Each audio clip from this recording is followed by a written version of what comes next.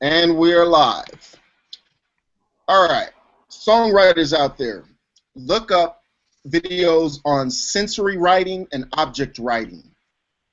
A couple of comments were made last Hangout where it was brought up about writing, where your songwriting itself helped with the emotion. So look up sensory writing and object writing, and look for some video. Also, a video on, I think it's called Story Master and the Director's Journey by Michael Hague, Hauge, and Mark Travis. Happy birthday to Carlton Sean Allen, Brian Cade. Happy belated birthday. And then Prince Charles Alexander. He and Brad, I would love to get together. Prince Charles Alexander, legendary fella with Puff Daddy and all of them, a lot of stuff. He's out of Berklee College of Music. Good time. Michael Latanzi, happy birthday to you, bruh. And Jamie Donnelly. Places that'll help you guys, educational places online like Facebook or YouTube.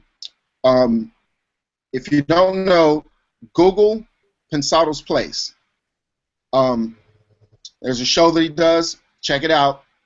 He's one of the whole show with him and her. Awesome. They bring on all types of people. It's a big help. Let's see. Produce Like a Pro. There's a YouTube channel for that, and we have a Facebook group. Waves Audiophile. Great place to go and learn for all you Waves users. ProAudiofiles.com. Groove3.com. PureMix.net. There's a Facebook group called Pensado Students Hangouts, which you'll find out about when we're doing these hangouts. I need to do a hangout with Greg of Scott of Kush Audio too, so need to go talk to him. All right, and last but not least, there's a website called Girls Against Abuse. Jason Browner, songwriter. He does tutorials and he sells them, and the proceeds goes to that. So check out that website. Now our guest is Brad Chapman. He's helped many singers. What piqued me was his work that talks about bringing the emotion out of singers. A lot of times when the singers get into the studio, whatever they were doing live or whatever emotion they had, a lot of times it disappears. And so the idea is for Brad to put in work so that when a singer comes into the studio, they're prepared. He even trains with them with headphones on, so that a lot of you who know when you put those headphones on, it's different than when you are singing without them. It can really mess you up. But Brad has a whole system set up. Maybe he'll speak on that today. So our singer today is going to be not Kenzie Rose. Sorry about that, Kenzie. Our singer today is going to be Ebony Rose. Hold on, Ebony Rose and Kenzie Rose. That's why I messed up. So Brad Chapman, before I mess up anymore, the floor is all yours, bro. Well, those of you who don't know me, you can see at the bottom of my screen, I call myself a vocal pre-producer because my goal is to, as Ma'at said, is to allow the artists to, and help them emote the emotions of their songs. And even when they've written them, quite often they're not really connected. And that's a little bit about what Ma'at was talking about, is learning how to write songs from your emotions rather than being clinical about rhyming and so forth and so on. And it's a new niche, and this is one of the reasons that Ma'at has me as a guest, is to expose this new niche where, and I only say it's new because not everybody has heard of it, but I use a mixture of the best vocal technique in the world, because I studied with the best vocal technician in the world, and what I've come up with from some of the basic principles of that is to help you all feel and emote emotion, because that's the only thing the audience is really looking for. Shows like American Idol and The Voice and so forth can sometimes trick us into thinking that it's a competition and it's all about high notes. I know that was my hang up in the 80s. And the guy who could sing the highest or the woman who could sing the highest was the winner. And I actually helped Sam Harris on Star Search, and he did very well on that show because he's super dramatic, extremely talented as far as high notes and being able to imitate whatever he wants, but he's really flashy. And when you're on a TV show for a minute and a half, people can be pretty excited about that. They keep putting one after the other, but Sam has had difficulty since that show as far as becoming a big star because he's not good at recording. And I did work with him on it, but he's got such a strong background of people loving how loud and powerful his voice is and how he can do all this riffing and all these high notes. And I remember I saw somebody on the web, I can't remember how it came up, but somebody said, that new guy that was on American Idol that has a really high voice that has come out of the closet, so to speak, and he's made a big deal about that he's gay. I can't remember his name, but anyway, they said, if you think this guy can sing high, you need to check out Sam Harris. So he's really well known for his unique abilities. But what an audience really wants, especially from a record where they're going to hopefully listen to more than one song, is, because we're finding that people are buying one song at a time now, but if they really like the artist, they're going to buy more than one song. And they're going to listen to that artist as a valid person to feel emotions from. And if it's too flashy, if there's too many high notes, if there's too many riffs, it gets like icing on the cake. And the cake is like 1 inch thick and the icing is 5 inches thick. And it's just too much. So I got out of that thought mode. Plus I did a lot of voice therapy. And it all comes together really. I'm going to write a blog about this weekend. I use technique to help make sure that people have the ability to emote the emotions they want, and also to make sure that something they're doing that is non-functional is creating a separation between them and the audience. Because when their voice doesn't work correctly, they feel like, well, I just got to think about my voice. I just got to correct this. I got to do whatever I can do, and I've heard of fistfights between producers and singers because the producer says do this way and do this that way, and the singer goes, okay, I'll try, but there's no communication that they really understand. So this is kind of what I call a black hole that I'm filling up, and it works extremely well. A lot of success stories, a lot of producers that are very happy with my work, current ones and old ones. And so I'm not sure exactly what Ma'at wants me to do today, but I'm totally open to that. And he'll usually ask me what my web page is, so I'll just tell you it's www.bradchapmanvocals.com. I'll say it one more time, www.bradchapmanvocals.com. Now, if you're not particularly interested in working with me, or you can afford me or whatever, I've got 22 blogs on there now that you can learn a lot about this subject. And it's free. So, okay, Ma'at, what do you want me to do?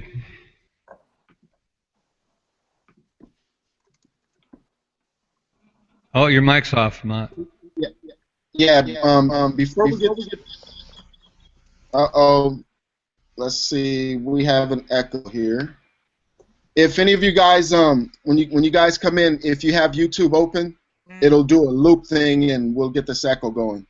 Okay, Brad, what are some of the artists that you've worked with in the past?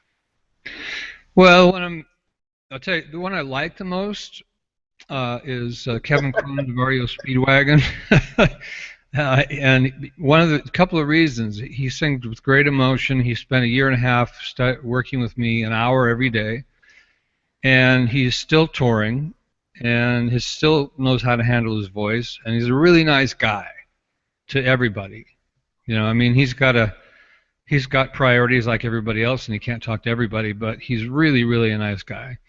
As far as what people really get excited about is my work with Anita Baker and my work with Quincy Jones. I've had several, maybe, you know, when we were all together as partners, we worked with hundreds of Grammy winners. And a lot of those, again, credentials are on the web page, but you know, Whitesnake and they're since the big change in the in this decade, where pop and hip hop is ruling things, they don't. I would think I know they care about emotions, but they're not contacting me. So, in that genre, I'm not getting too much action, even though we talked last time about a rapper that I worked with that's a special project run by Linda Nelson, but we can't talk about that until it's released. But Eric Racy was very happy with the work. So that's Frankie Valli. Oh, welcome, Monique. Okay. Frankie Valli. What did you do for Frankie Valli, Brad? Well, he's a yeller like a lot of people that are in the industry, and this is kind of I feel like it's a negative loop that's going on, but I decided to get out of it. These guys go out, they don't have any training, and they get on tours because all of a sudden they become famous, and then they blow their voices out, and not everybody, you know, is willing to talk about it. Adele talked about it. This guy last year, Sam Smith, talked about it, but it's embarrassing to them. So they go to a doctor, and that's not well known, and then they go to a voice therapist, which is what I used to do. And so then they don't retrain because the voice therapists are usually opera singers, and when they hear that sound like that, it scares them away. So I decided I'm an artist, and I want to work with artists, and I want to help them actually become better artists rather than just put their voice back in some condition, whether it be through surgery or whatever. And I just didn't want to be a part of that loop. But anyway, so Frankie Valli came to us for therapy at the time. But I always, when I worked with these people, respected their emotional abilities and never, ever changed them. And I can't say that's true for my other two partners. They wanted them to become opera singers. Yeah, me as a producer, if that happens, I run. I grab the singer and we run. Well, you know, this is one of the reasons that Ma'at was attracted to my philosophy, and I hear this a lot from producers. Some of them are still a little bit wary of me, you know, not really having seen what I've done. But and a lot of them just, you know, it's their thing. They want to do it their own way. But if I take the artist before the live performance or before the recording session, then whoever's producing the live show or whoever's producing the recording, their artists are much more prepared than the average artist. And so I don't have clients that lose their voice on the road because we've dealt with that already. We've made sure that they sing in a way that is very powerful with stamina, and they keep their mind on the emotions. They always stay stuck into the story as best they can, depending on what level of training they are. But like Hallie Johnson, you all probably seen, she has big Facebook presence, And she was on one of our hangouts a long time ago, and she would have had the same problems. She had won Guitar Center's competition before she came to me, and she was doing, you know, some yelling, and we changed that over to belted head voice, which is a term I've decided to apply rather than the mix. If you've heard of the mix, the problem with the mix is it's too light for most audiences. They don't believe you. If you use the mix and you say, yeah, yeah, yeah, I'm so excited about rock and roll, they're not going to buy that. They got to hear, I'm so into it now. And what note was that? F.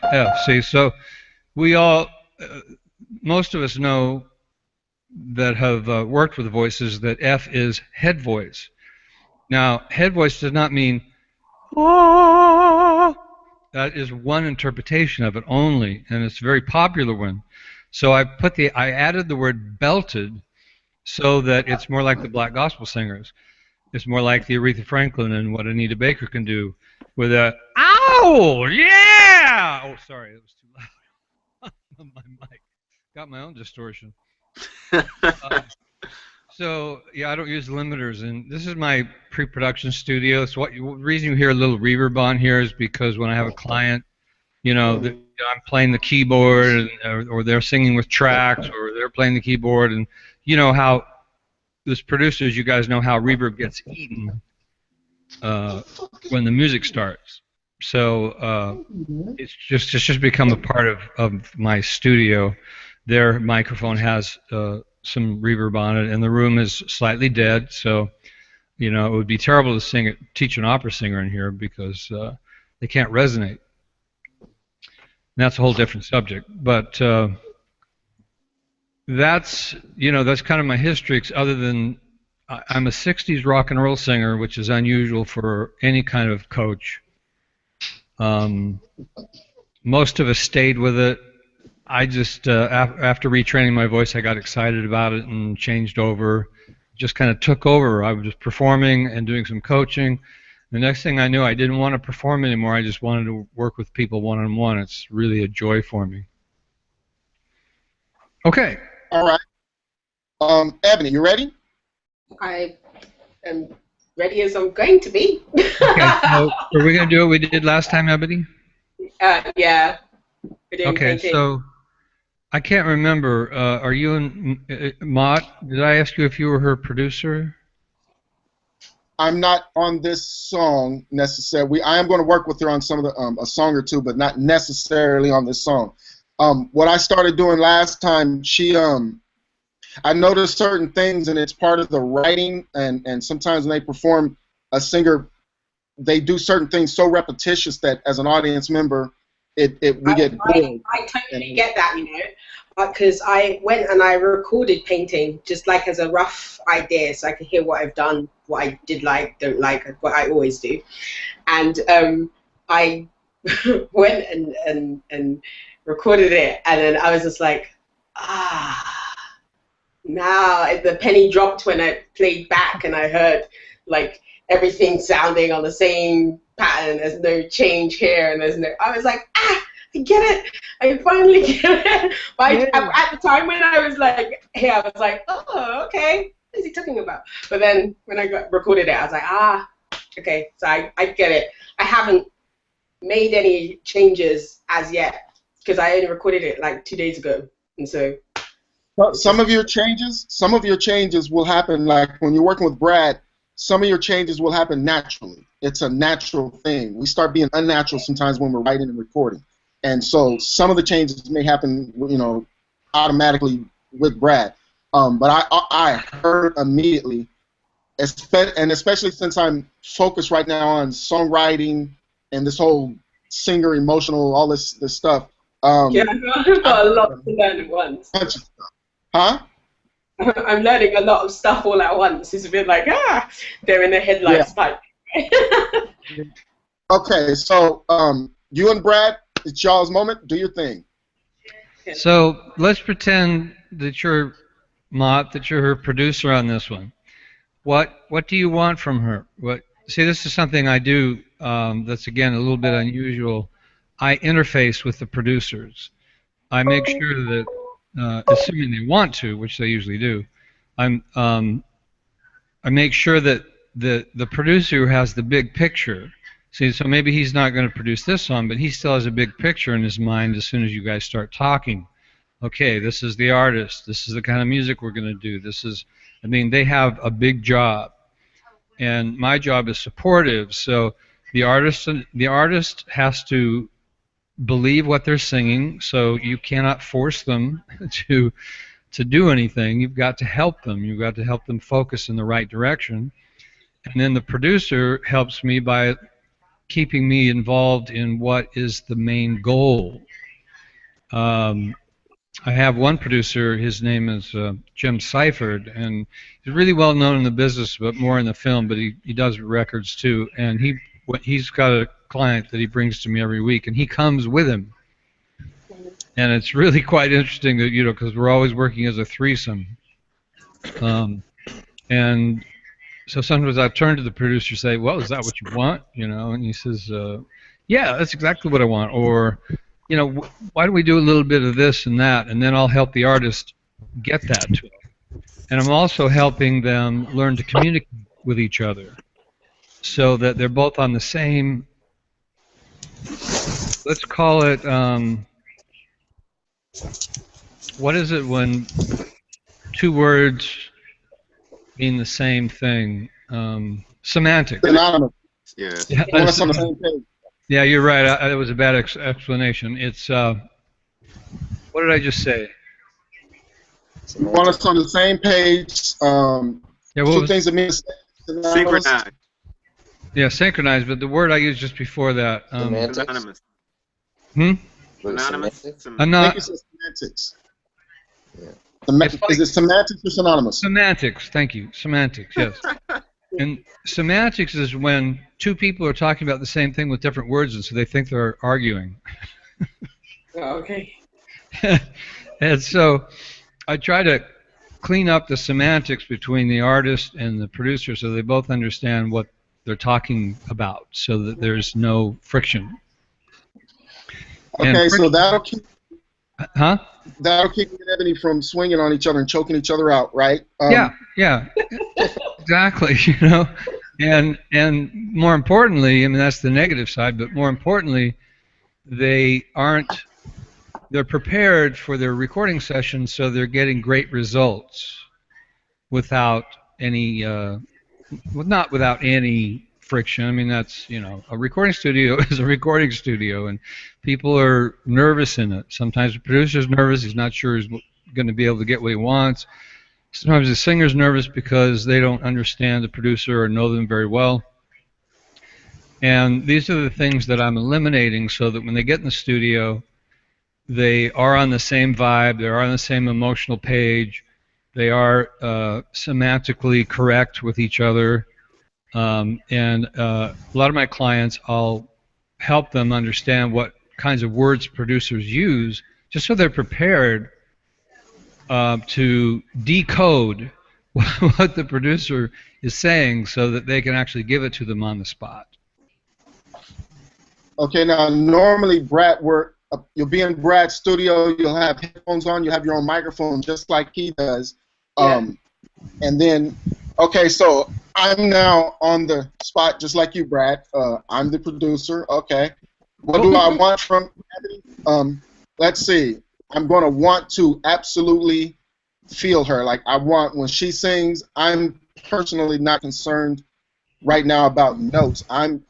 Because me as a producer, I can fix notes if I need to. The thing that I can't fix is the emotion. So I need to really feel her, whatever she's going to sing. So whatever she does, you know, whatever she's chosen to sing, that's something I'm going to, one of the things I'm going to be focused in on. But before I get too embedded in just that, I need to hear her, and we'll just take it from there. So, Ebony, would you please sing a line from your song, just one verse? Doesn't have to be a million things, just one. Just one part. Yep. I'm ready. Huh? Am I Yeah, just saying one phrase or sentence. one phrase? Okay. Perfect dark brown eyes framed with a touch of gold. Okay, so we went through this last time for any of those who watched it. Why do I get a black screen? I don't know. I guess everybody's muted. Ebony shouldn't be. Anyway, I'm black when I come up. there you go. There you go.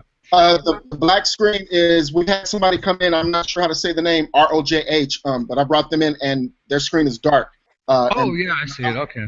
All right. I'm afraid of muting them because I think they're on their phone, and when I mute people who are on their phone, some of them can't unmute. So every time he makes a noise, it goes to his screen. Okay, so what were you saying, Brad? All right, so I was just telling Ebony we went through this phrase 2 weeks ago. Yeah. And tell me what you remember about what I suggested. Oh yeah. Okay. I remember. You said to make it like sound happy. Yeah. When I sing it. Yeah. So now, did I say make it sound happy, or did I say be happy? Be happy when you sing it. There you go. And just in case we missed this point, Ma'at's job when he's producing you is to make sure the audience gets what they want. Okay. If you've got a producer who doesn't care about what the audience wants, you probably should search some more. Unfortunately, there are some producers that are very clinical, almost like a doctor who has a bad bedside manner, and they will get you a very high sonic recording, but they won't do anything to help you sing better or emote better the emotions. But Ma'at knows a lot now, and he'll do that. Okay? So when you sing that line again, sing it from your own happiness. Okay. It's Ma'at turned me on to a CD, and I listened to it. Ma'at, it was very, very interesting. He's using I learned what he's using by Tony Robbins back in the 80s about the triggering and the grounding. And I really thought about it, and that's what we're doing right now. Okay. We're triggering and we're grounding because I'm in a dialogue with her. I'm not just saying and I'll record it. We're in a dialogue, and every time she thinks about, okay, I wrote these lyrics and I'm happy, that's the trigger right there. And then grounding it, some of you may or may not know what I'm talking about, but grounding it is doing it. And the reason I asked you the question is because it's got to become second nature for you. The funniest thing is I actually wrote it on the book, and then when he said sing, I went, blank, and just kind of blurted it out. But I've written it.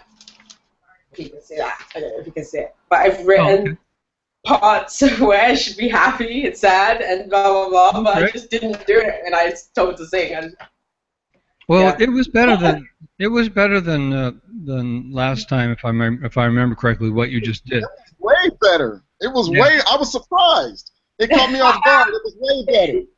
Because I've been practicing. Yeah, and that's the key. And my philosophy about practicing is, for this industry, if it isn't fun, go be an accountant or something. Yeah. Because the audience and Ma'at are going to want to hear fun from you or happiness from you when you're singing happy words. And that can't be forced. Mm-hmm. So it's our dialogue between us that is focusing you in and bringing you into the right perspective. So let's do it again and access these happy words. Some people say, oh, well, access something that happened to you when you were happy. I'm not necessarily against that, but I don't usually use it because I want you to sing in real time, real emotion in real time. I don't want you to be thinking about what, happy time you had 2 years ago. Hey, Brad, can we hear, or I don't remember what the song is about. Oh, Lord. The song's actually about a person whom had, like, friendship with, and then it kind of went wrong, and I kind of messed it all up slightly. Oops. And You that was messed it all up. Yeah, You well, messed it all up. I'm rubbish, okay? I'm human. Haven't You we all? messed it up. You admit it. Okay. So you've No, written, not everybody admit that. so you've written a song we can all relate to. So that's Yeah, great. I guess so. Oh yeah, yeah. If anybody here says no, I've never done that, then we'll take it for what we think it's worth. Somebody who actually admits they're the one that messed up. Okay, I like that. Okay. So, what are the lyrics? What were the lyrics again? Let me get this in my brain real quick, so as you guys get started. Just say them. Perfect dark brown eyes, framed with a touch of gold. Kissed by a glow of yellow. Wish I'd been more mellow. Future with you could have been so bright, but I ruined the painting. I ruined the canvas now. All I see is a merge of grey and white. So, that's it. Right. Now, her notes, everyone, what she's trying to show you there is that as we went through the song, we noticed there were lines that were very happy, and then they would flip 180 degrees to loss. And so she's made notes of that. That's great, because, again, when that becomes second nature, the audience just loves the roller coaster. They don't usually get too excited about being on a train. They really, and of course some people are afraid of roller coasters, and so they won't listen to singers that have a lot of emotion. They're just that type of person. But the average person who listens to music is not musically trained, but they all know these stories. They've all experienced these stories, and so she goes from happy to sad to regretful, all these things that are going on through the song. Then that keeps us interested. And most of us here know that the first 15 seconds to 30 seconds is the most critical part of the song. So that's why we start at the beginning. And of course, in the long run, she'll do it all as one story. It won't be in pieces, but it's too much to take on to try to have her just sing the whole song, and then I sit here and go, okay, that was better. We need to, like most rehearsals, you're going to break things down. Okay, so give me some. Give me some happy. Okay. Give me that line. Let Okay. yourself feel it. And this is another issue. If she feels it, we'll feel it. If she doesn't feel it, we won't. It's that concrete. Okay. Perfect dark brown eyes, framed with a touch of gold. Yeah. See, she smiled the whole time. Kissed by a glow of yellow. Wish I'd been more mellow. Okay, so you didn't switch emotions. I didn't feel. I know. So you've got regret there, and that's a big line in this song based on what you've told us it's about. Yeah. Wish I'd been more mellow. And if you listen to the people you really love sing, you usually find that there's a lot of little weird things going on in their voices that you're not picking up on. And one of the reasons we don't pick up on them is because when we like the song, we sing along with them. Yeah. Don't listen. Yeah. And so a good pattern is to always listen first.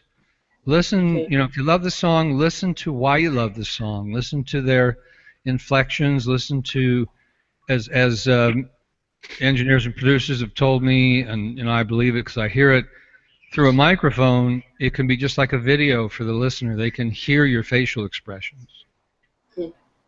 So you had a great facial expression in the first line, but it didn't change too much for the second half. So really let it change. Okay. So do the whole line again. Perfect dark brown eyes, framed with a touch of gold. Kissed by a glow of yellow. Wish I'd been more mellow. There we go. I just got a little chill. Now, I might get more chills than the rest of you because I have, I'm a little bit biased. Because when I hear the change in the work, it's like, whoa, yeah. But we could, all of us could hear and see the dramatic change in your voice and your facial expressions. And how did you do that? You didn't do it by me teaching you inflections. You didn't do it by me teaching you how to shape your face. In other words, this is some of the mistakes that a lot of people make that are trying to help artists. Performers, you can do that with. What I mean by is entertainers, because the emotion's not what they're about. That's not their thing. They just want to smile all the time and dance around and be happy, and it's kind of that old 30s and 40s theater thing. And there's a lot of voice coaches that are out of theater as well, and so they tend to work this way with artists. The reason I don't is because the recording industry is all about the honesty. And you were very honest that time. You felt it, right? Yeah. Okay, so let's with the time we have today, let's not do any more than that, but do it again. And because you've got to make, you already know the melody, you already know the words. Mm-hmm. So that's all second nature or subconscious, as we tend to say in the 21st century. Your subconscious is running all of that. So when you sang it, your mind was focused on one thing, the feeling of the words. Now that's a constant. You always have to focus on that. That can never become second nature. If that becomes second nature, then you're bored. Yeah, because you're not involved in the story anymore, consciously. So that means your conscious mind is running around doing something else. When that happens, we will lose your feeling. We'll go, where'd you go? I was really into that. So this repetition is about grooving in, focusing. It's a skill. Focusing on the emotion and the story. Some people come by it naturally, and they do better in the music industry than most. And some people, I've helped even those people, but in a situation, where we started 2 weeks ago, where you were pretty much emotionless, you need this kind of coaching because you didn't think about it when you were young. Okay, so for you and a lot of singers, it takes grooving, just focusing on the emotions and forgetting all about vocal technique or how is my voice working or what's it feeling or what's it doing. It's a skill to remove that completely from your mind. So one more time, and then we'll open up for questions. Okay. Perfect dark brown eyes framed with a touch of gold. Oh, I might have more time than I thought. By a glow of yellow. Wish I'd been more mellow. Future way you could have been so right. Okay. Yeah, there you go. Cool. We have more than an hour, I just found out. Okay. My 11 o'clock session here woke up really, really hoarse. So what she's working on is emotions, and she doesn't want her voice to be fighting with us. We're going to reschedule. So, all right. So one more time, then we're going to take on another phrase. Okay. One more time? Yeah, one more time, and then we're going to take on the next phrase. Okay. Perfect dark brown eyes framed with a touch of gold. Kissed by a glow of yellow. Wish I had been more mellow. Future way you could have been so right. So you said a future with you could have been so right, correct? Right. Yeah, that was actually pretty good. I felt the regret there. Okay. So since it's a new line, and I know you've been practicing, which is great. I mean, it's amazing how many singers, and this is what frustrates producers, don't act like musicians. They just figure, oh, okay, I know it now. I'll just go and record it. Yeah. And some of the producers, like Jeff Basker, won't take on a client who can't do it already. If he feels like he has to fuss it with anything, you know, microphone experience, headphone experience, lack of emotion, like Ma'at said, they do have things to correct pitch, but they do not have what's called an emotional patch. So if that's not already there on the table for him, he's not going to do it. He did A&R many years ago, and he feels like he's come to the level that he's not going to do it. So what you're trying to do here, or what you are doing, is becoming that person that the producer who knows how important emotions are, and the ones that are succeeding will say, yeah, I want to work with you. Yay. Because you're already a package. You see, I don't have to fight with you. The whole industry's changed because A&R is basically gone. I don't know if you know what A&R means, but it means artist and repertoire. So quite often, an A&R person will be, as the one fellow said, a songwriter too, or they'll just help select what songs are going to go on the record and what aren't. It just depends on the A&R person how deeply they get into your career. But because of the low money out there now, responsibility has gone on to the artist to do everything ahead of time. Okay, so sing the Next line.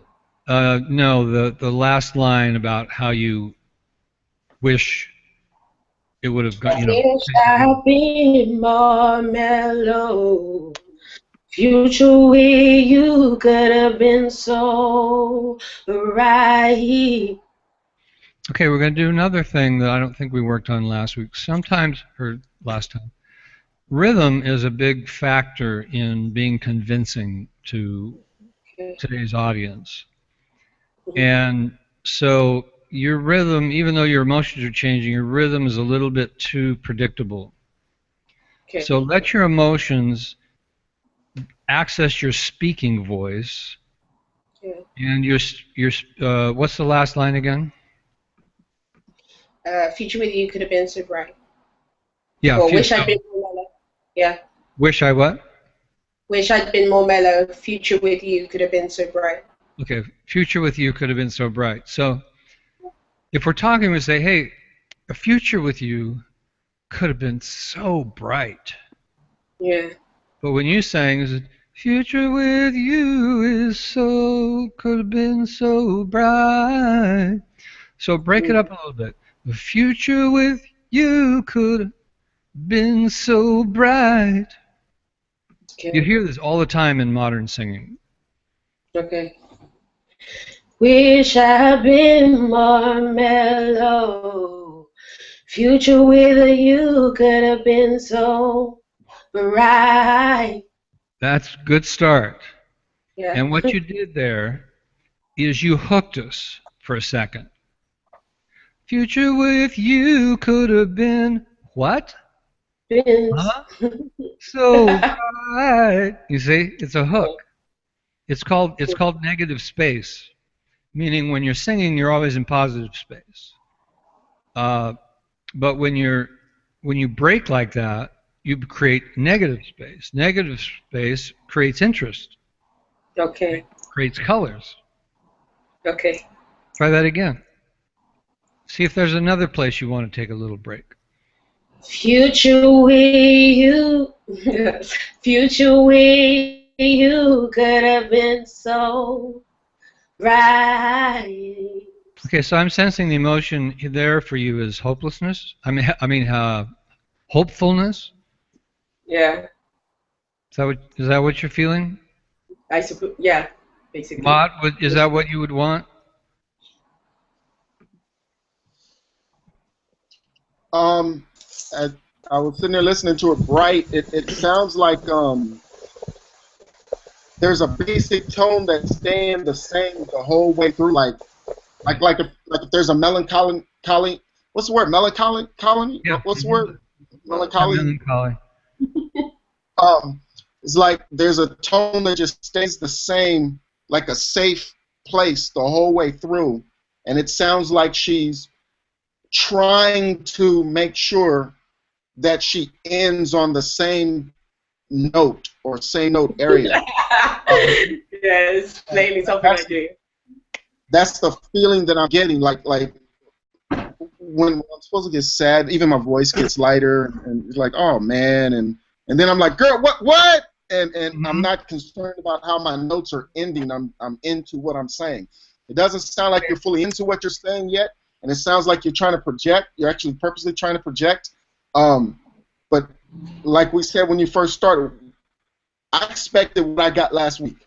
This is a drastic change, so I'm a little thrown off, and I'm reacting right now like you're supposed to emotionally just react, and that's what I'm getting. I'm over here taking notes, actually, but that's some of the stuff I'm getting. And when you said bright, my initial thought was, just from reading it, that you should think bright or feel bright and go up, but maybe it's bright supposed to be a lighter feel. But I don't exactly want to tell you. I actually don't want to tell you to be bright lighter, and that's the final. I would tell you to do it and see how it would feel. But there's something about that cadence and what you're doing that's just staying the same. It's like you're not allowing yourself yet to fully emotionally get into it and travel without worrying. Are you worried about something? Is that it? Because it sounds like you're holding back, worried about something. I'm always worried about something. I'm always like getting things wrong. I'm always like that.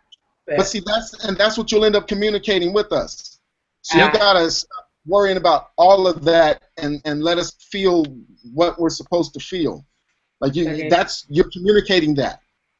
Oh, okay. So anyway, that's my spiel. That's what I'm getting, bro. What do I want out of it? I'm not sure. Did that rhythmic break help you at all? Is that something you wanted? So hold on a second, you guys. Monique. Monique. Yes. Okay, you got YouTube on or something. It's feeding back right now. You have a YouTube open? Yes. Okay, I'm going to mute real quick. Monique, all you have to do is turn YouTube. If you have YouTube open, like if you were watching it on YouTube or something, you have to get rid of that YouTube. It's feeding back. And if you're on your computer, when it's time, you can unmute yourself. I have to mute you right now so that they can do what they're doing, and then you'll unmute yourself as soon as we're done. Yeah, like that. Okay. So for right now, just feedback's gone. Yep. So mute yourself, Monique, and we're almost done. Then Brad's gonna open it up for questions, and then you guys unmute yourselves and we'll go. My 11 o'clock just texted me again, said, "No, I'm okay." Artists. You know this, artists. You know. Yeah, I might end up wanting you to do a session with Monique, and she'll probably do the same thing. Are you like that, Monique? Yeah. She says, yeah. Okay. All right. So, all right. We're gonna get back on track. The only question I had of you, Ma'at, was just to see if that little break in there helped you at all, where she said, it broke up the monotony. Yeah. Okay. Good. Yeah, it broke up some of the monotony. Okay, so we got, oh my gosh, we've only got 6 minutes for questions. Ma'at, do you want to prioritize something, or? Okay, what questions do you guys have? Everybody unmute. Everybody, Kenzie Rose, everybody unmute. Who has a question? I mean, I have like a question and also like kind of comment. First, my question would be, what do you feel like as far as like vocalists warming up? What do you like? What kind of exercises for vocalists would you recommend? Well, I recommend that a vocalist get a warm-up routine from a good individual like me who knows how to warm up a person's voice, because every person's voice is different. It's not like stretching and stuff like that. There's a lot of things that come up that interfere with a warm-up, and so you have to move with the client. You have to move your exercises for them, and if they're working to progress, then they're going to start warming up faster, and you're going to start changing the way they warm up. But some of the better exercises are and the tongue roll and the ghost voice. Ooh. But without feedback, I find that people get pretty lost. So I tend not to make a warm-up tape or recommend anybody else's. Okay. Well, something that I do here at the studio is pretty much I give them tea, throat coat, which kind of like loosens them up a little bit. Also with the singing, like I think that she has a good voice. I just think that like I feel like she's more thinking about the words and how she needs to sing it versus thinking about the imagery of the word. So it seems like, you know, for me, I have artists like visualize a video to it and visualize that actual real life happening. Like to me, I like authenticity. So no, that's a good suggestion. I've used that movie. Yeah, I've used that movie idea. That's a very good one. I mean that would be my only like input on that, is to actually not think about the words and how you need to sing it, is to think about the actual like that moment in time, because that right there is it's gonna automatically put your voice where it needs to be. You know what I mean? Because it's just like thinking about it. It's just like chatting with your girlfriend or whatever. You know what I mean? Like just explaining something. When you're explaining something to somebody, you're reliving those images. Therefore, your tone of your voice is automatically adjusting to that imagery. So if you're thinking about words are one thing. You know, it's paper and words. So what you're gonna think about is that, like, and now you're gonna throw something in on. You're thinking about multiple things, which if you just think about the imagery of it, it's almost like that kind of muscle memory. Your voice will automatically go into the, you know what I mean, the format that it needs to go in. And that, you see, CJ is what I call a great producer. He knows what's most important, and he's making very good comments. So basically, yeah, you're the kind of person that would understand how I could help you, or not. You know, it's up to you, of course. But if you ever get an artist that just by telling them that, you know, these things and they can't get it because it's not a skill they have, then that's where I can help you. I can work with the singer. It's funny because, like what he said, somebody will start talking and they'll relive that moment and automatically do it, but when it's time for singing, they have an issue with it. All right, Monica, you had a question? I mean, Monique? Yes. So I noticed at times that it kind of seemed like she was a lot in her head versus feeling the emotion that you're telling her to convey. And it's hard at times because I know for a fact that when I got into the studio and it was like, you know, you really have to feel it, and it's just like, well, you have to understand what you're singing about. Yes. And once you understand what you're singing about and you begin to interpret how it makes you feel, then of course it will come across, you know, vocally. So with her, it was just like she knows the words, but she seems like she was unsure. Right, and that's the skill. No, you're right on, and that's what I was working on. That's a skill for her to learn and make second nature. Is in the conscious mind. Is always be focused on the story. Like I always say to like picture as if you're on the stage, like you're performing to these people, instead of thinking, okay, I'm in a box with headphones on and I'm hearing myself. I always tend to just imagine there's a crowd full of people in front of me. How do I get them to feel what I'm feeling? Excellent. Okay, we got like 30 seconds. Anybody else with a question? I get more of a comment, I guess. It's kind of same as a question. But as far as, you know, when a singer comes in and, you know, you want them to feel the emotion they know they're talking about, I feel like a lot of the time they put the emotion to the overall song and not to individual like spectrums of the song or words to make you know, have them feel certain words that they need to feel, because, you know, I can apply one emotion to the whole song, but that one emotion isn't going to apply to the whole song because you're not feeling the same thing to the whole song. you know, as you go through the song. I think that goes back to what you were saying before with like the roller coaster. You know, it's gonna be different emotions throughout the whole song, and you know, that's just, I think that's a key part. Yeah, eventually she'll go from the beginning to the end and stay completely focused on the story. And if you would ask her after after her recording or performance, what happened with your voice, she'd say, I don't know. Mm-hmm. She'd say, I don't know. I was telling a story. I don't know my voice. It's like, you know, it's like when you're sitting around talking with your friends. You don't know how your voice is doing, or your mouth, your tongue, or your lips. Exactly. You know? So, yeah, you're absolutely right. But I just found that if I try to apply it all at once, it's too much. You know, it's just a training.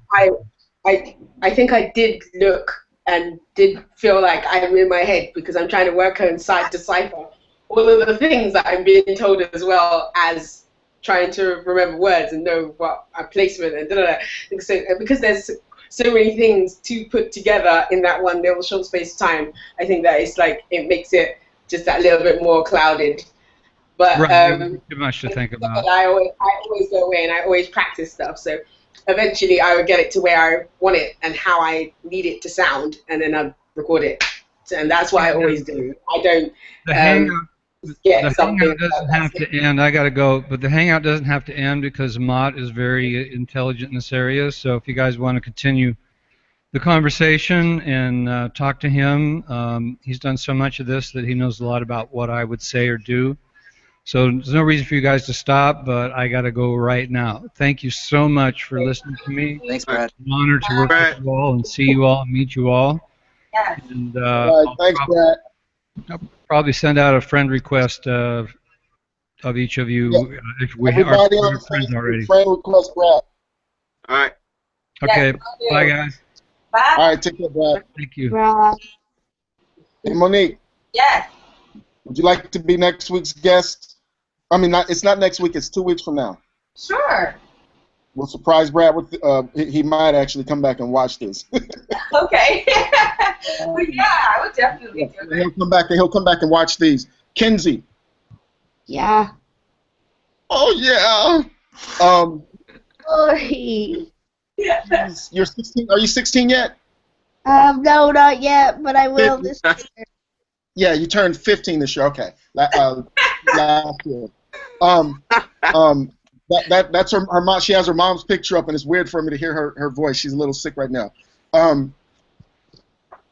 Pick a song, Kenzie, because you're going to be a guest on the show, and what he does on the show is different than when he would give you the one-on-one training. It's a different thing. You're going to be one of the guests, and so you're going to get a good, stable internet connection so that you can be on here, and we'll surprise Brad with you also.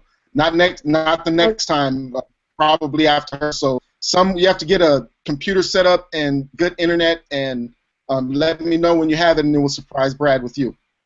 All right. Sounds good.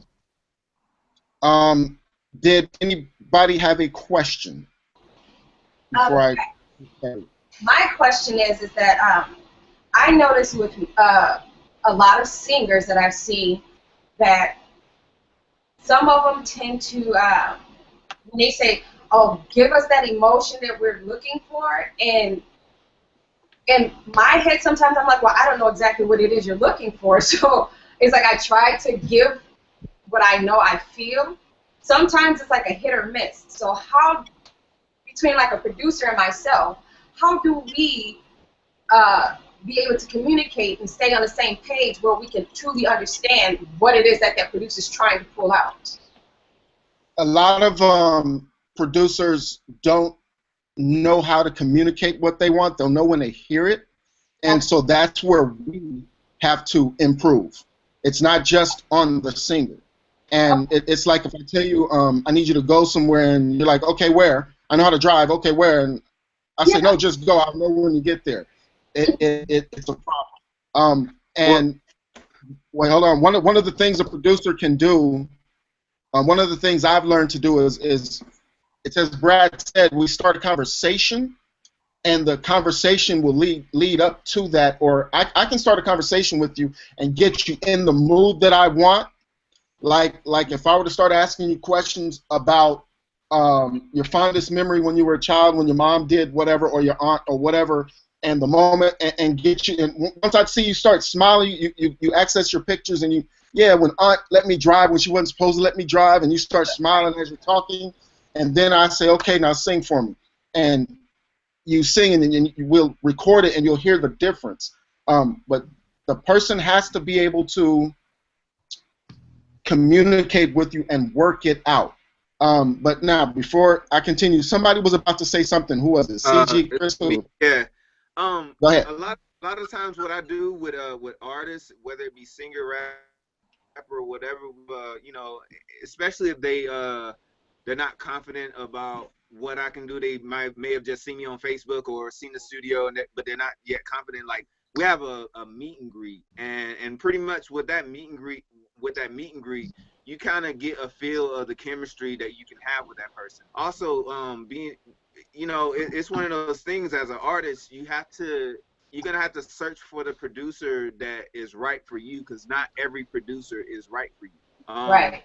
And then also, like, for me, it's a different perspective because my studio, I'm an artist. I built my studio as an artist, and the way that I run my sessions as an artist. So I'm a producer, but I also know what I want. Your session, when you is about you.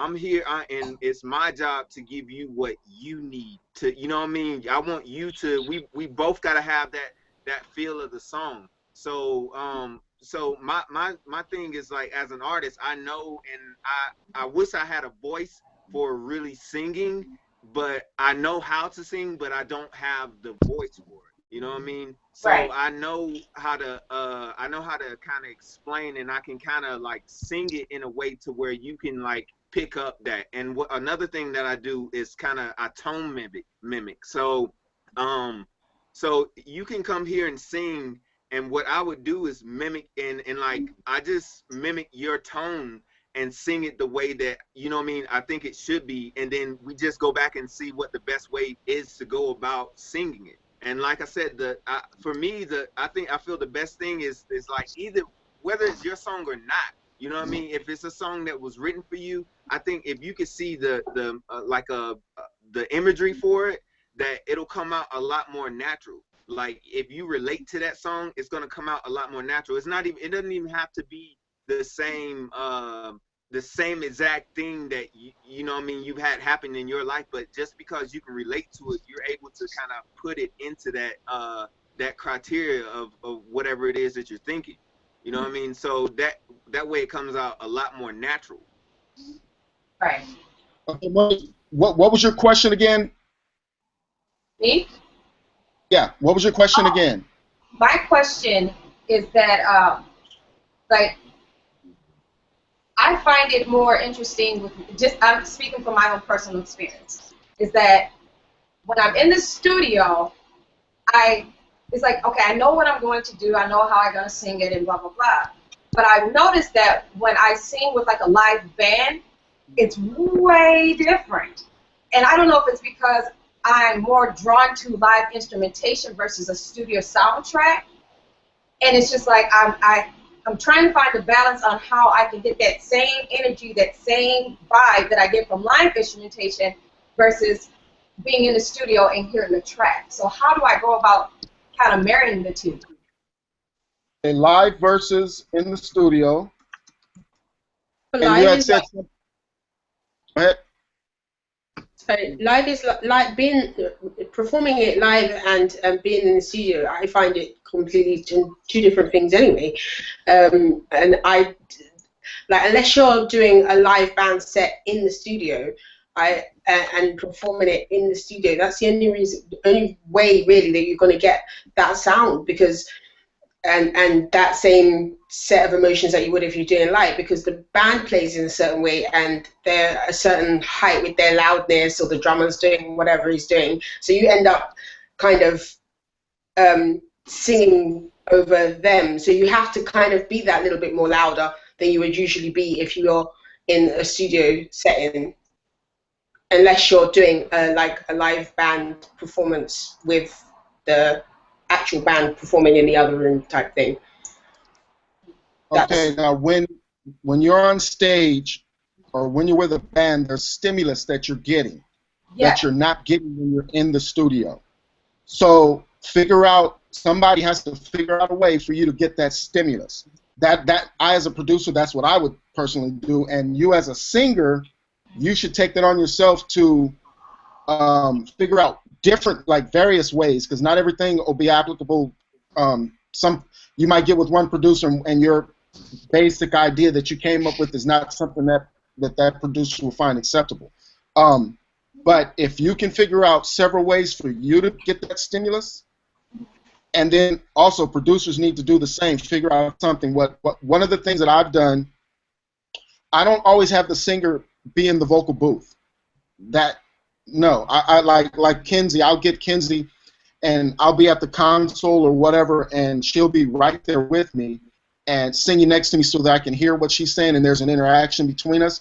And as a producer, from Brad and was a couple other people, I learned that the producer is the audience, and I may even bring in an audience, and you vibe back and forth, but the audience has to know how to be an audience in the studio. Can't be doing too much, making too much noise or whatever. But we figure out a way to get you the stimulus. So say I allow you to bring in a friend into the studio. I bring in a friend, somebody's grandma and whoever, and so that you have this audience that you're actually singing to. Now, a live band is a live living thing. Right. If the track is an on-the-click thing that's made by a producer, the feel of that is different than on the stage. And then when you're on the stage, when you make a move, they adjust to you. That's different than the track being restrictive, not moving. So it's not going to all be the same. And then when you put on headphones, the headphones will throw you off versus live. So with Kenzie, a lot of times I would have her sing without headphones on. Recording. I would set it up so that she could record without headphones. And for some of the artists, matter of fact, I did it with Kenzie too. I'll have them hold the microphone while they're singing so she can gesticulate, move around. And when it's done, you never hear, the way we do it, you never hear the mic getting hit or whatever, because she would have to practice singing, holding the mic without bumping and doing all this type of stuff. Right. And I don't even have, like, if this is the mic, I don't even have her singing. Let me do it like this. That feels funny. I don't have her singing directly into the mic. I'll put the mic to the side so that the air is not hitting the mic. See, the air goes this way instead of hitting the mic, and she can go loud and whatever, and it ends up being easier to control. It's less dynamic, but there is emotional dynamic and whatever. So I'll have her sing it off axis with the mic here, and she'll be holding the mic, and she can move around and whatever. And but these are things that I'll do. And then if it's you, Monique, and you're singing a song, say you needed to sing a song, I'll cut your head off. I'll have Chris stand in front of you, and you tell him, I'll cut your head off. Gotcha. That's cool. And then he'll react to, whatever reaction he gives to you. You can feed off of him, or we work on it as a team until you get it to where it starts feeling live. But we work something out.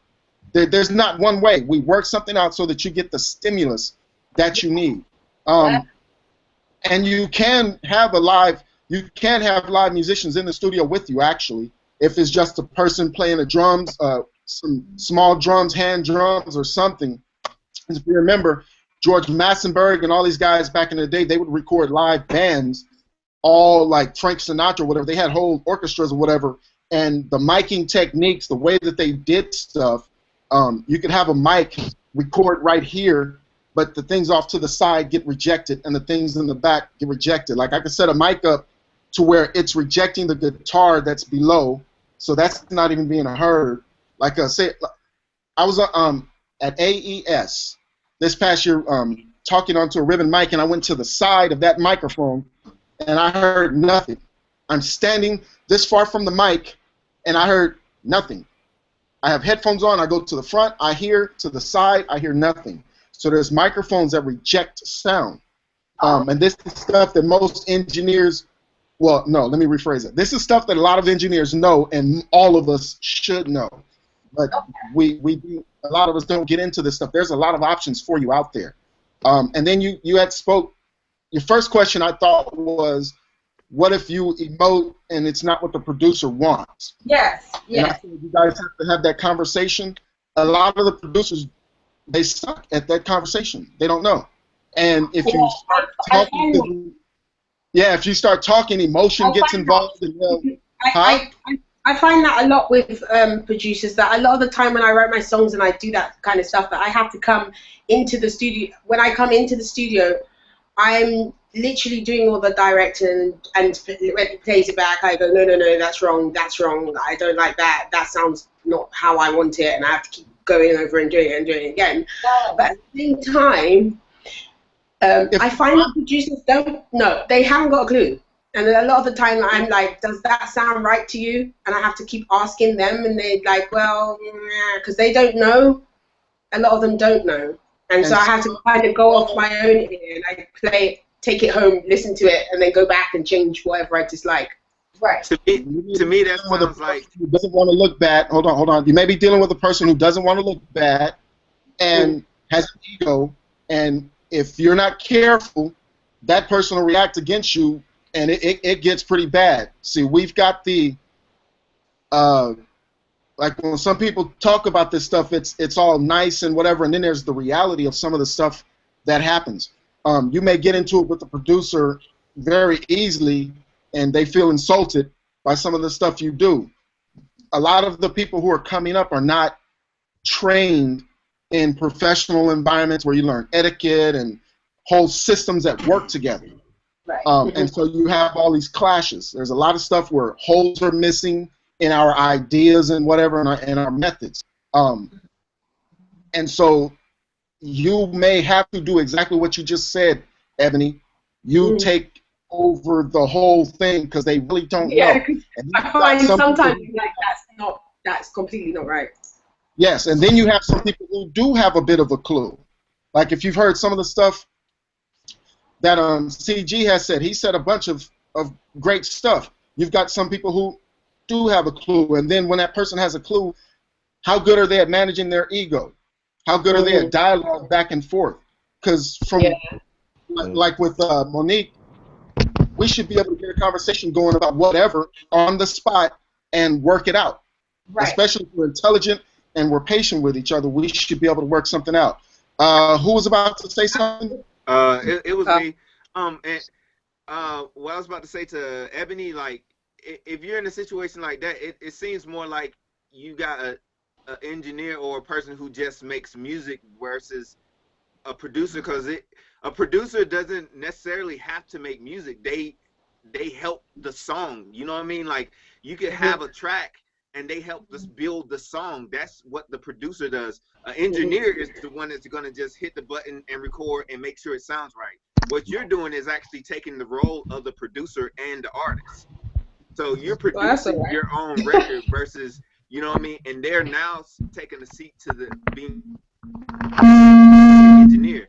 Ma'at said, like, sometimes you can have people who they feel like they know so much and want it their way so much that there's an ego thing going on. For me, when people are paying me, that's their session. My job is to get them what they want. I enjoy doing what I do, but my job is to get them what they want. So I make suggestions, and up to the point to where they, you know what I mean, if they don't want to do that, then that's them. You know what I mean? And like, it progresses. So if we're really having a good chemistry in there, okay, the suggestions become more, and like we're getting we're getting on the same page. But if they're starting to say, okay, that's not what I want to do, and that's not what I want to do, my suggestions become, I start to pull back from the producer side and just start to be the engineer again. You know what I mean? So my involvement is as much as the artist wants me to be and allows me to be involved. Chris, was there anything you were about to say? Well, I think like if once you get to that point, you know, kind of like with a producer, just getting to a point where you feel like they don't know what they want with a song, I feel like you're already at a bad spot and you just shut down. I thought the article I think you posted actually a couple weeks ago. It was about movie producers. Yeah. I thought that was an excellent article, man. That was just great. Once they're done, and it's not something you want, you can't come out and just criticize, because once you do that, they're just gonna shut down immediately, and you're not gonna get what you want. I love the fact how he just says, thank you very much, thank you very much. It was good, and it's not necessarily coming out and instructing them or coming out and necessarily telling them what you want, because what you want might not be what they hear or what they feel. So I thought that was a great article. Monique, I'm going to send you some. Are you on Facebook, Monique? Yes, I am. Okay, are we friends on Facebook or no? I don't believe we are. Okay, we need to link up on Facebook. There's some stuff you're going to end up having to do producer stuff, even if the producers don't realize you're doing it. And there's some awesome material, awesome stuff out there that will help you navigate that. Okay. Some of these guys in the movies who do directing, they have some stuff out there where when they deal with actors, stuff that they say, methods that they use, it's pretty awesome.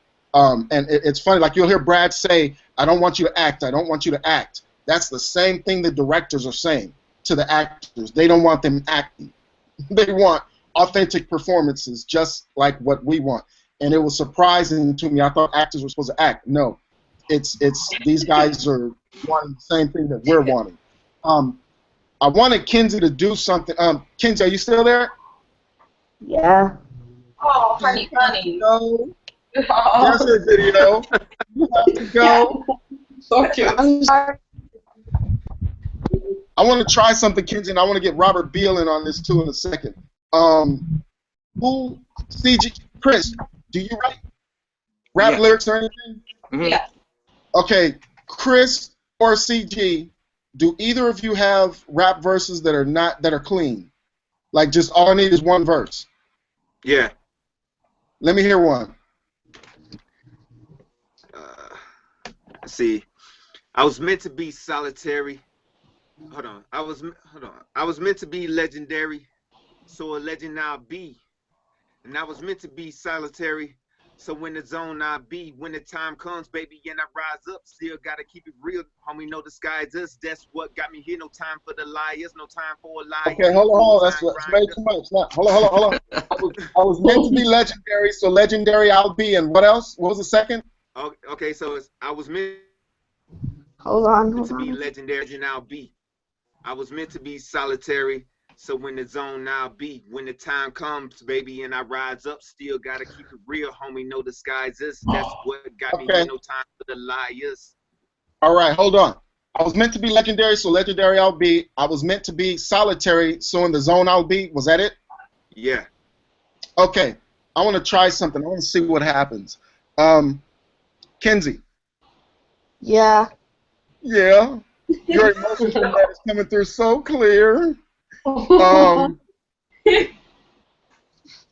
want you to, say these words for me, Kenzie. I was meant to be legendary, so legendary I'll be.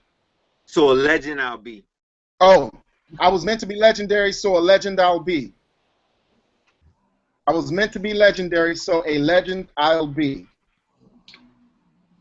Repeat that for me, Kenzie. Yeah, I got it. I was meant to be legendary, so a legend I'll be. Meant to be a legend. I was meant to be legendary, so legend I'll be. I was solitary. Okay. So in the zone I'll be. I want every one of the singers, all three singers, to sing this. You're going to all sing this differently. So yeah, you guys got to write this down. Oh no. I wasn't prepared to wait. Like, he's in there like, okay. Yes. Okay, so Kenzie. Okay, Kenzie's going to be singing it. You guys type it. So Kenzie, sing the first line. I was meant to be legendary, so a legend I'll be. I'll try. Give us the 6 singing version. I was meant to be legendary. All right, go ahead, Kenzie. Yeah, don't worry about it, Kenzie. Just So let it come. What? Go ahead.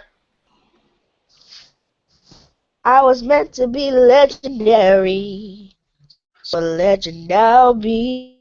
What? Okay, now Second second part. what I'll be. Sing the second part again. I was meant to be, so in the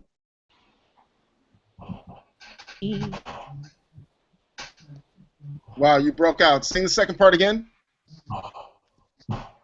I was meant to be solitary. She's chopping up bad on this side. Yeah, it's killing me. I'm so wanting to hear it. I'm liking what I'm hearing.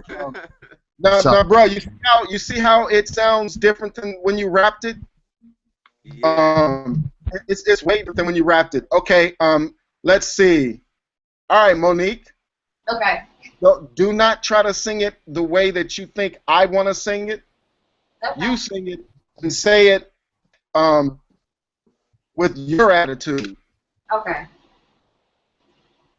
I was meant to be legendary,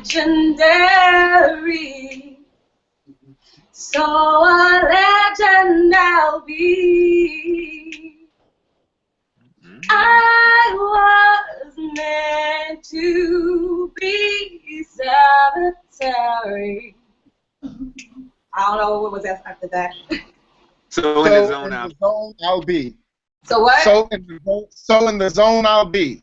So in the zone I'll be.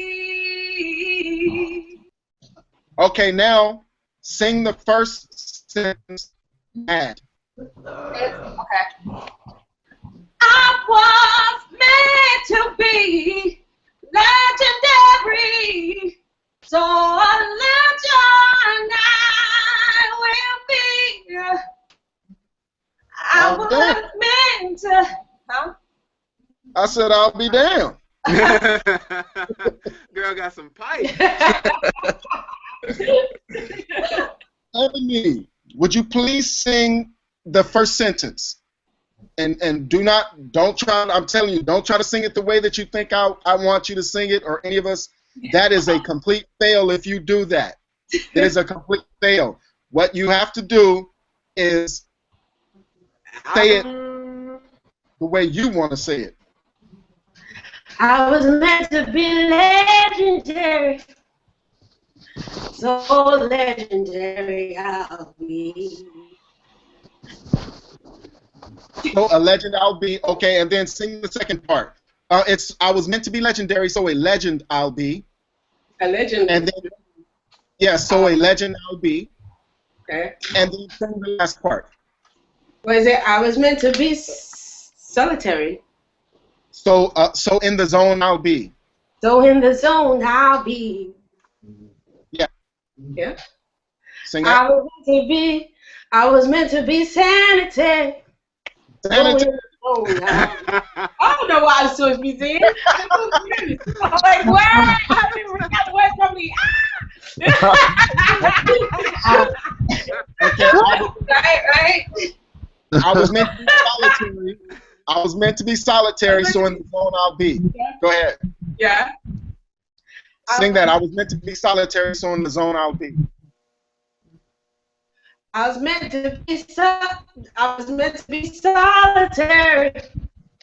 So in the zone I'll be. Okay, now Robert. It's your turn, bro. You frozen, everybody. It's your turn, Robert. You got the lyrics? Yeah, I got the lyrics. Let me hear you, bro. I was meant to be legendary, so a legend I'll be. I was meant to be solitary, so in the zone I'll be. Now, CG, imagine you write a song, and you bring in, we have 4 singers. You write a song, and we bring in these 4 artists. This is how, when they say when they would get these teams together, of talented people. You hear all the textures that you have. You don't have to sit there and come up with all the textures. You can pick and choose textures. Each one gave a different flavor. Yeah. And when we go to put the song out, if we hit people with these different flavors, we might have what Rob sang, right? Say we had Monique sing it. Say we have Rob lay his verse like that. Then we say, Monique, do that Easy E thing where you mimic what Rob is doing. And so she's now, it's her voice doing his flavor. And say it's her song.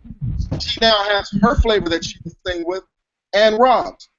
And then we do the background. Say we did the backgrounds using Kenzie's inflections. And even we layer Kenzie in there too, but say we have Kenzie sing the backgrounds and then Monique comes in and mimics Kenzie. See, textures.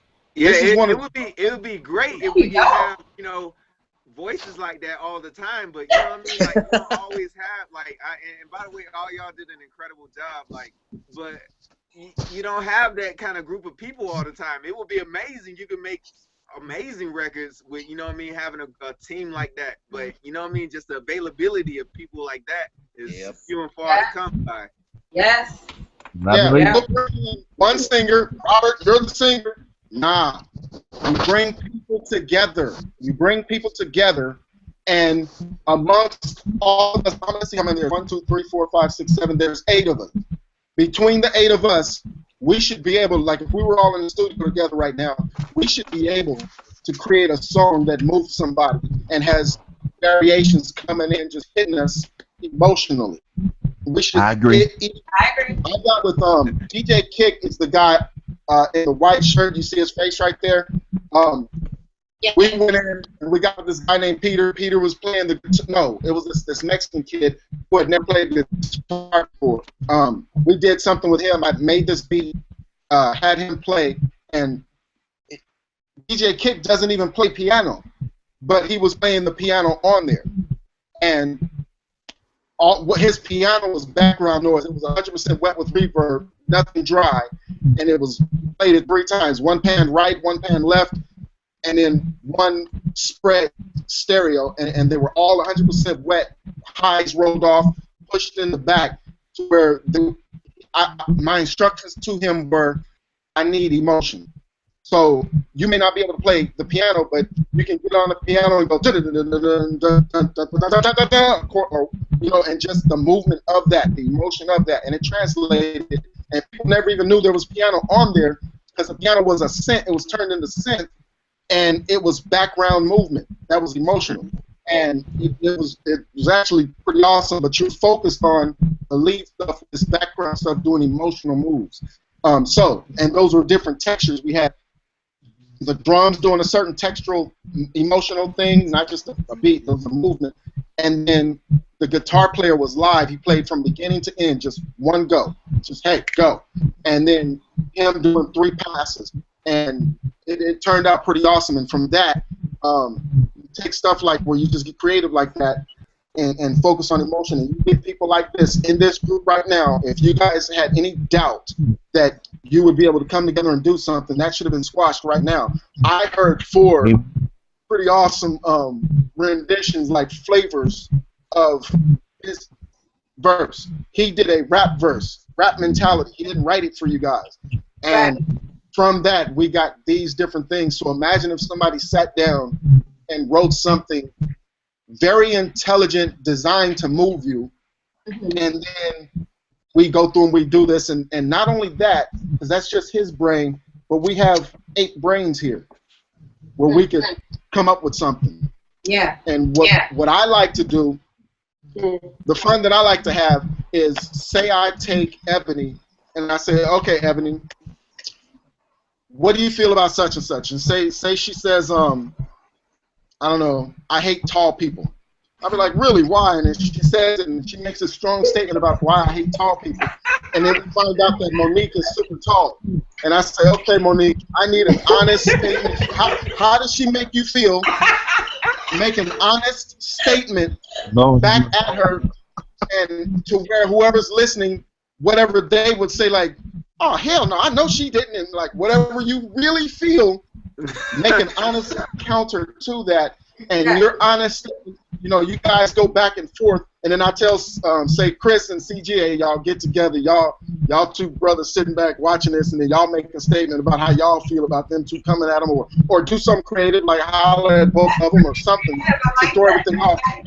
Yeah, and this is actually how I songwrite. Like, this is how I get with people. I've done it with Kenzie. Are you there? That's a really good idea, man. That's dope, yeah. How many songs do you remember that we did? Like, how many songs do you remember that we did like this, Kenzie, where we started working? Quite a few. We had I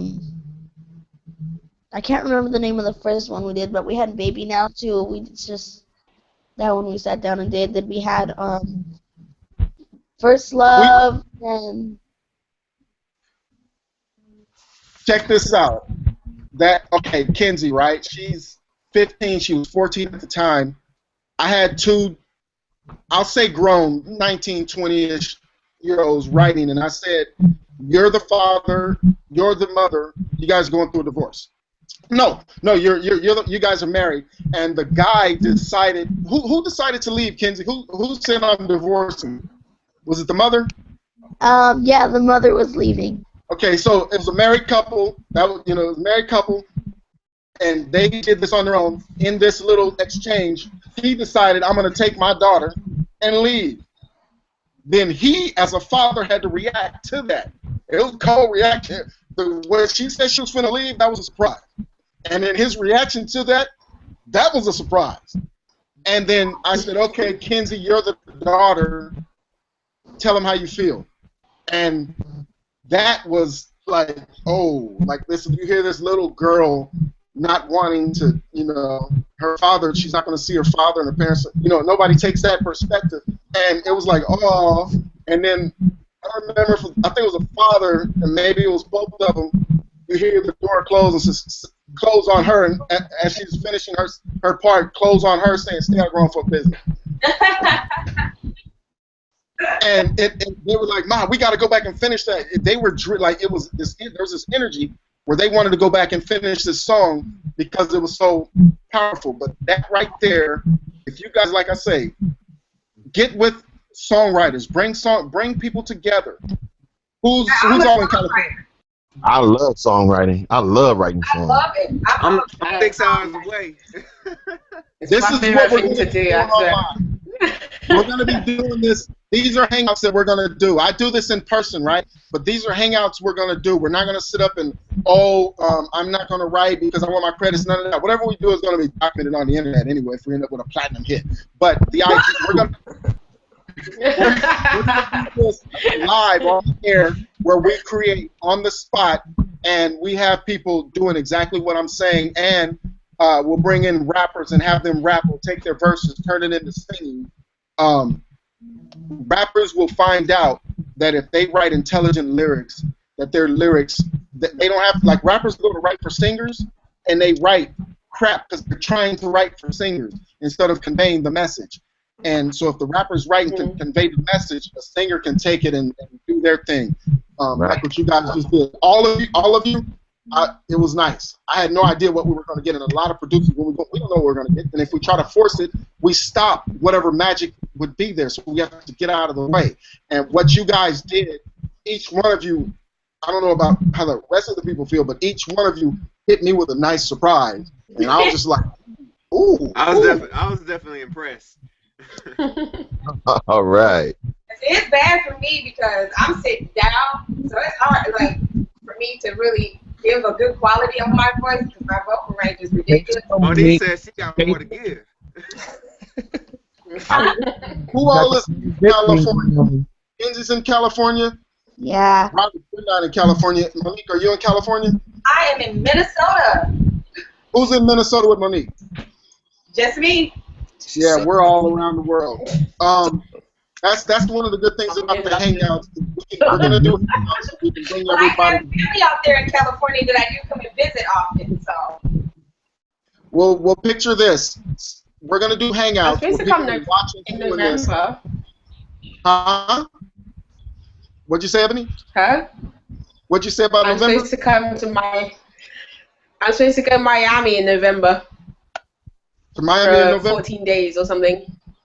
Okay, Yeah. we'll have to find out who all's in Miami. The Pensado Studio. How far away? Yeah, but how far away is that from you guys? Miami to Minnesota is a very long West way. Coast, East West Coast. Is that a long way? I'm I don't Midwest. know. I'm interested. I'm West Side Fresno. I'm on the opposite coast. Me and Kenzie and But I will be in LA this month. You'll be in LA? Yes. I'm 6 hours away, so let me know. Hello? You'll be in LA You're when? 6 seconds. I'll be in LA the 9th to the 24th. What's going on?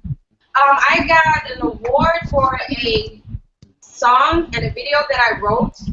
It's called Finally Home, and it was from At the Media. So I got this nice plaque and everything, and now they're having like this big red carpet event. So they basically told me, hey, you're being honored, so you need to come out here. So I'm like, oh, okay, I'll come out there. If you can figure out how I could attend that, be your guest or whatever, I'd gladly come down there and I'll celebrate that with you. Wow, Gladly. thank you. I would definitely let you know. I did find you on Facebook and sent you a request. I can't hear anyone. Okay. But now Kenzie's already done it with me. What we're going to be doing is songwriting live on the air, and there's a couple of things about it.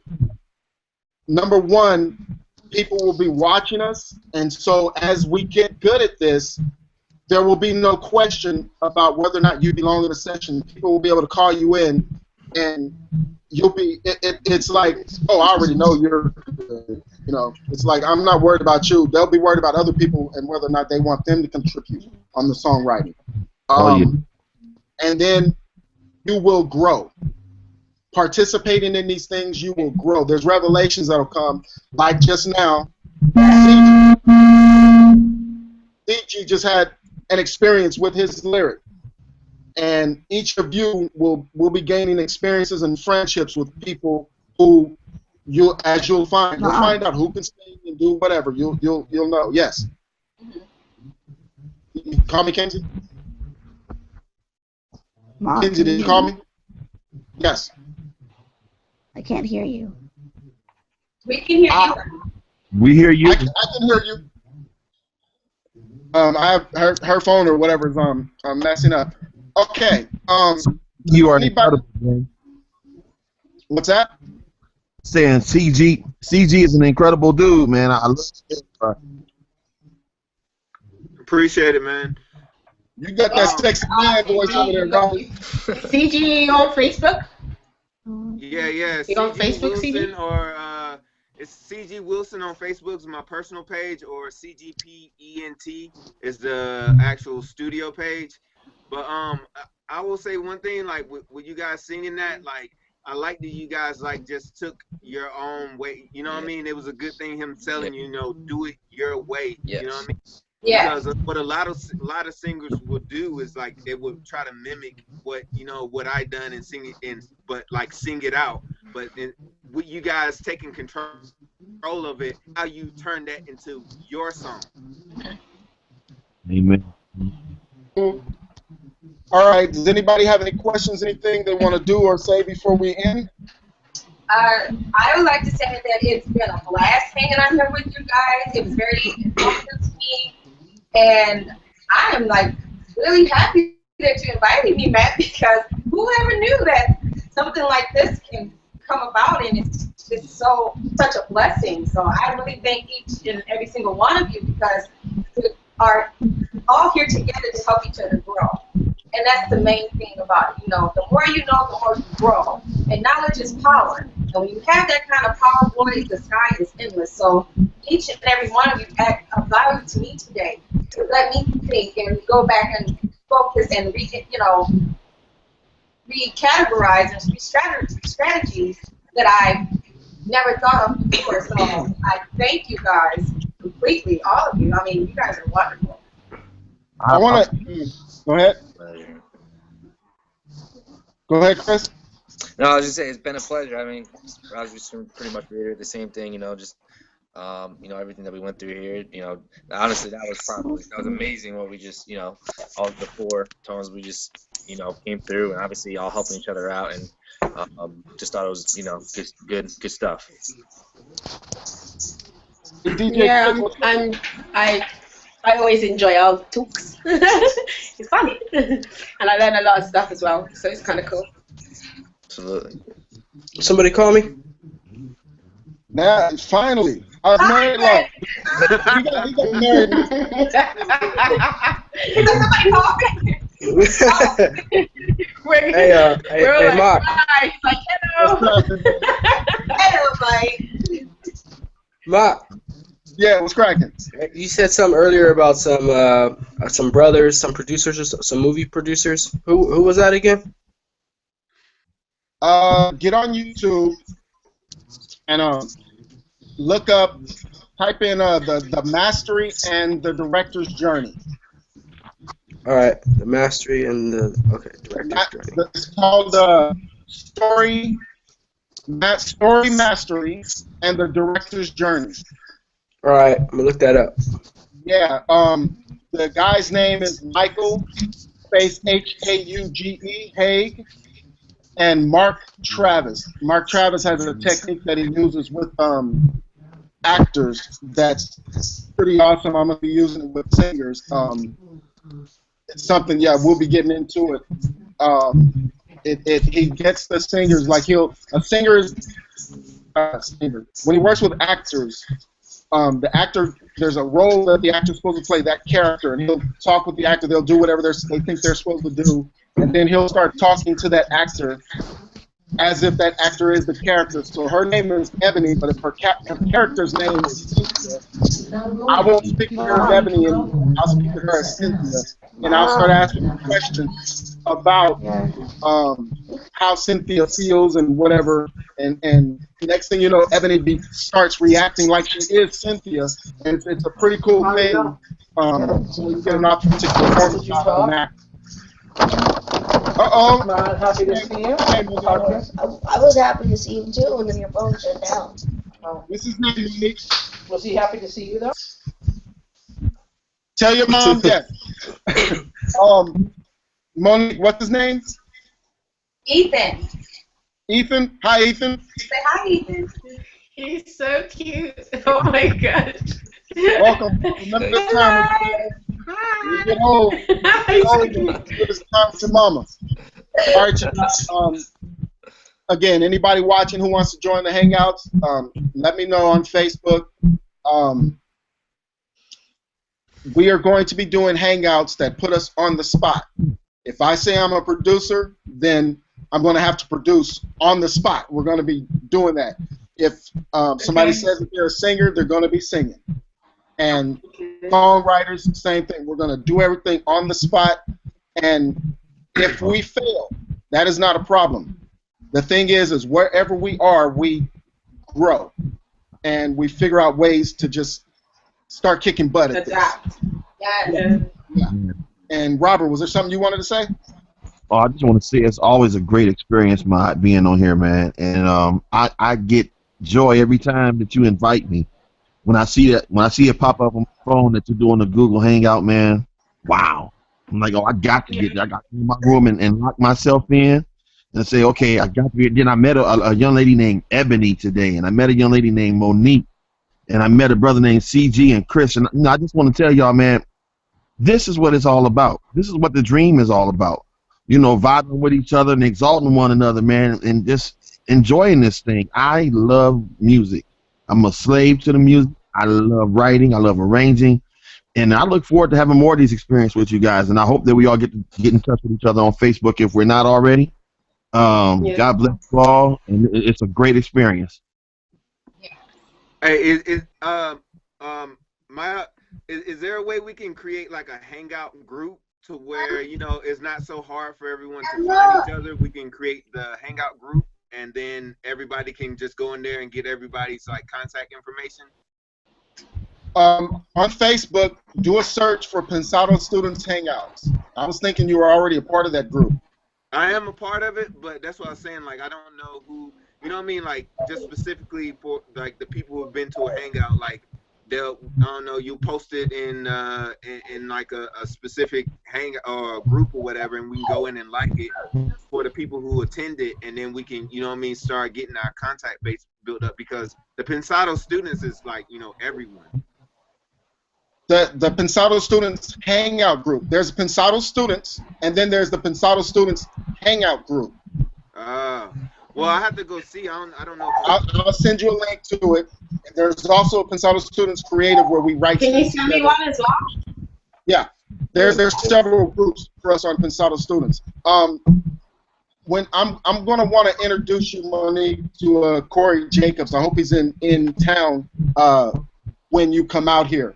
The last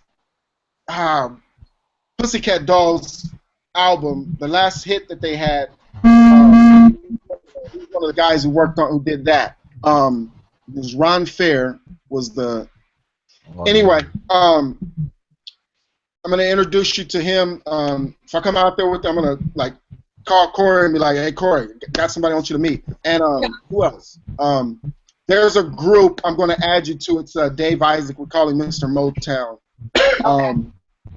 I'll add you to that group. Yeah. And I'm Ebony. You're going to be added to that group. So don't wig out when you see me inviting you, adding you to a group or whatever. All the rest of you. Yeah, I'm already added on that group. Chris, are you in that group yet? I don't think no. Okay, Dave Isaac is he grew up in Detroit, Motown. He's one of those guys, and right now he's teaching out at UCLA. Well, he first was teaching at MI Musicians Institute, then teaching at UCLA. I don't know if he still is, but he is a working industry dude. The people that I connect you with are working industry professionals. But the idea is they have to pass the knowledge on to the next generation. We're that next generation.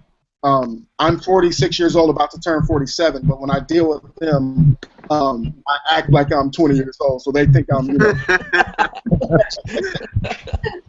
I know that's right. You'll see them on Hangout saying, you know, saying stuff like, you know, youngster, you might want to listen to some of us. I'm like, man, I'm only 6 years younger than you, dog. Okay.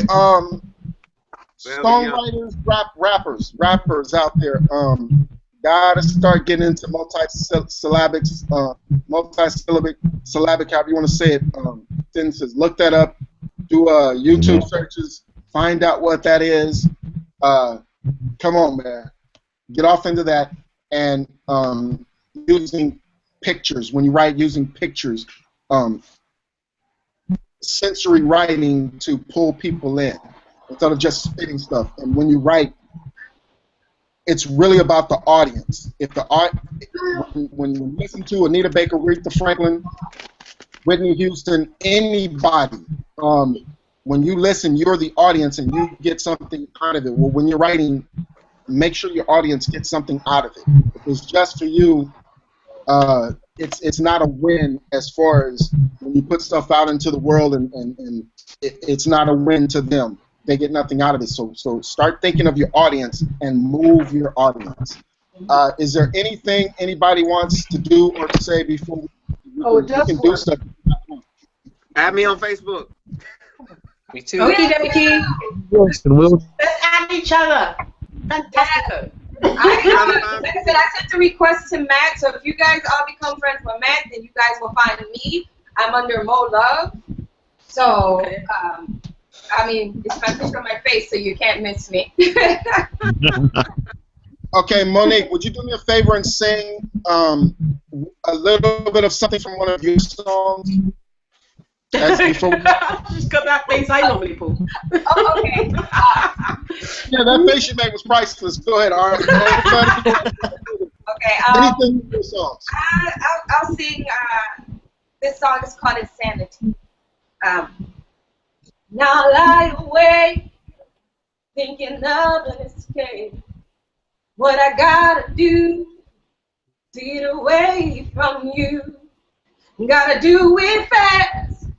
Operation Leave That. You put your hands on me. You're not the man for me. See, I played the fool for the longest time. Whoever knew dogs had 9 lives? To tell the truth, I was never blind. You see the proof, it's in every line. Hello? Yeah. All right, sis. All right, y'all. All right, so in 2 weeks we'll have Brad working with Monique, and Robert, are you gonna want a session with Brad? Absolutely. Okay, y'all gotta let me know this stuff. I don't know. Oh, absolutely, man. I love the critique a song I wrote. Oh, absolutely. He won't critique a song you wrote. It'll be something totally different than that. Okay. I mean, if you want one, he will. But okay. All right, then we'll call it quits. We do hangouts that are not on air.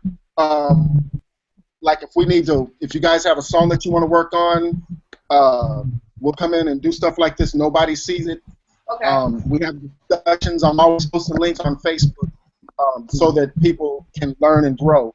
But there's a lot of stuff we can do off air where we're growing. And some of the stuff, if you're having a problem and you're in a session, we can message me. If I'm able, we can do a little private hangout. I participate to try to help you guys get through whatever. A lot of times it's stuff with, let's say, Pro Tools sessions, or somebody might just get writer's block or something and bounce ideas off. Next thing you know, they got a flurry of ideas. Who knows? Okay, so we're going to call this a quits. I'm going to take us off air. We'll still be here, but I'm going to take us off air. All right. Everybody say goodbye. Bye. See y'all later. Bye. Peace. Adios. I talk to you on Facebook. Bye.